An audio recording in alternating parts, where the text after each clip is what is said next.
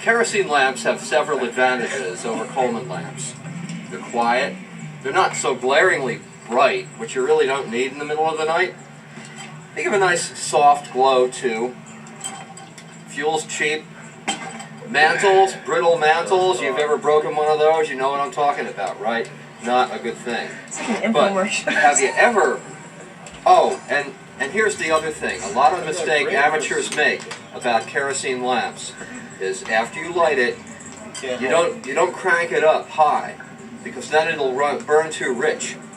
You see, you have to wait for the globe to heat up first. When the glass gets hot, that creates a convection. You see that perforation at the bottom? When you get that nice updraft going, the flame can breathe, and you have enough airflow to support the higher flame. If you crank it up high initially, when the glass is cold, it burns rich, it smokes, fouls the top. If that happens, not to worry. There's a simple way to clean the globe. What you do, so it seems, is, see there's this clip here, and you have to undo the clip, evidently. So, you, of course this is a 30-year-old lantern, and I don't want to break anything here. Alright, that lifts off, oh, and that tilts forward there, and there's your globe. You see, without any instructions, without any convoluted how-to user manual that reads like stereo instructions, you just pop the globe right out, that lifts right off, that yoke lifts right off, out it comes, there you are, you can wash it out, you're good to go. Do you recommend soaping your globe before use? Depends what you're going to use it for. Like for a bar bed or something like that, when you have to ram it into a really tight space. Actually, if you visit my webpage, geocities.com/Steve_N2XRM, that's X-rated movie, there's an Alfred E. Newman icon there.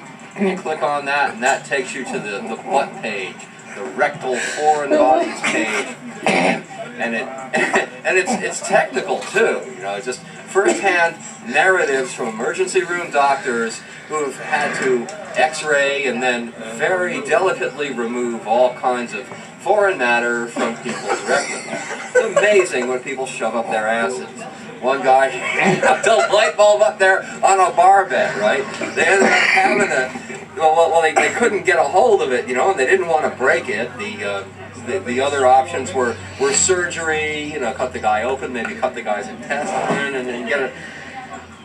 What they ended up doing was they stuck a piece of surgical tubing in behind it, and then squirted a whole bunch of mineral oil in there.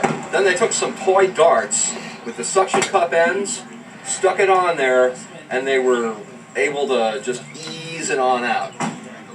Another guy, a girly boy, actually, I don't know why they consider this erotic, but he or his lover boy filled his rectum with cement, and when it set up and impacted, I am not making this up, you should check this out online, and they removed it, and it was a perfect cast of this guy's rectum. And there's a photograph of it on the website too, which is what makes it so interesting. Those are just two stories of what people jam up their asses. And the cast one, did they find any hollows? No mention of that. Oh, and the guy was offered psychological counseling but declined, so he was released.